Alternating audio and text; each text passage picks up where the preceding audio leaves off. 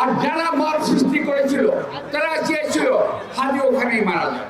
হাদির উপরে এই আঘাতে তীব্র নিন্দা প্রতিবাদ জানিয়ে বলতে চাই, এই আঘাত হাদির উপরে নয়, এই আঘাত বাংলাদেশের মানুষের গণতান্ত্রিক অধিকারের উপরে, এই আঘাত বাংলাদেশের সার্বভৌমত্বের উপরে, এই আঘাত বাংলাদেশের স্বাধীনতার উপরে।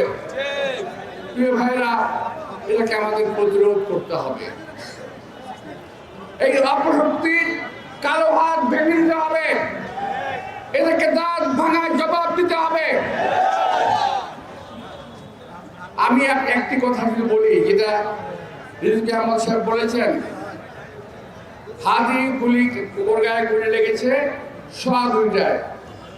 ঠিক 2:30টার সময় ফেসবুকে পোস্ট আসলো, সবাই যে যেখানে আছে ঐক্যবদ্ধ হও, কোন একটা বাসায় যেতে হবে, ইট খুলে নিয়ে আসতে হবে। ভাবতে পারছেন ব্যাপারটা কত পরিকল্পিত? এটাকে আরো সংহত করেছে। আমি যখন হসপিটালে যাই তখন তারা আক্রমণাত্মক স্লোগান দিচ্ছিল। আমি ভাই ঢাকার ছেলে, আমি ঢাকার রাজপথে মিছিল করে বড় হয়েছি, আমি ঢাকার রাজপথে আন্দোলন করে বড় হয়েছি। আমার বয়সটা একটু বেশি হয়ে গেছে, শান্ত থেকেছি, নীরব থেকেছি, কিন্তু ওই মুহূর্তে যদি আমার নির্দেশনা পেত তাহলে তোমাদেরকে তুলোধনা করতে আমাদের ছেলে। কিন্তু ওরা ছিল কয়েকজন। কিন্তু সবচেয়ে ইন্টারেস্টিং বিষয় হলো 150 থেকে 200 ছেলে, এরা কেউ হাদির সমর্থক নয়, এরা বিশেষ একটি রাজনৈতিক দলের অঙ্গ সংগঠনের কর্মীরা। ভাই, আমি যাওয়ার পরে যখন ভিতরে গেলাম তখন হাদিকে নিয়ে যাচ্ছে স্ট্রেচার করে অপারেশন থিয়েটারে। আমি অপেক্ষা করলাম, প্রায় 1 ঘন্টা বসে থাকলাম। এর মধ্যে কিছু বেয়াদব ছেলে পেলে অনেক বেয়াদবি করলো। যাই হোক, আমার সঙ্গে যারা আমার সিকিউরিটি ছিল, আমার লোকজন ছিল, তাদেরকে বললাম তোরা শান্ত থাকো, হসপিটালের ভিতরে যদি কোনো রকম ঝামেলা হয় সেটা চিকিৎসা ব্যাহত হবে, চিকিৎসা ব্যাহত করা যাবে না, ওকে বাঁচানোর ব্যবস্থা করতে হবে। আর যারা মত সৃষ্টি করেছিল তারা চেয়েছিল হাদি ওখানেই মারা যায়। আর আমরা চেয়েছি আল্লাহ তাকে বাঁচিয়ে তুলুন, সেরে তুলুন, দীর্ঘায়ু দান করুন। প্রিয় ভাইরা,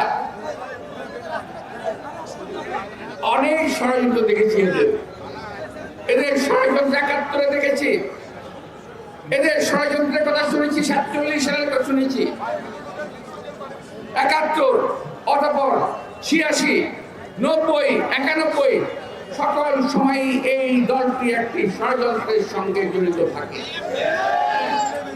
ষড়যন্ত্রবিহীন এই দল কখনো চলতে পারে না। ভাই, একজন লোক গুলি খেয়েছে, যেই হোক, আমরা মুসলমান, আমরা কোন সময় কোন আহত কিংবা অসুস্থ ব্যক্তির মৃত্যু কামনা করতে পারি না, আমরা করতে চাই না, আমরা করি না। কিন্তু যারা নাকি মুসলমানের লেবাসধারী, তারা একটি ছেলের মৃত্যু কামনা করছে বারবার, ফেসবুকে স্ট্যাটাসে তারা দিয়েছে। ওখানে যে একটা সব ছেলে ছিল তারা কারা?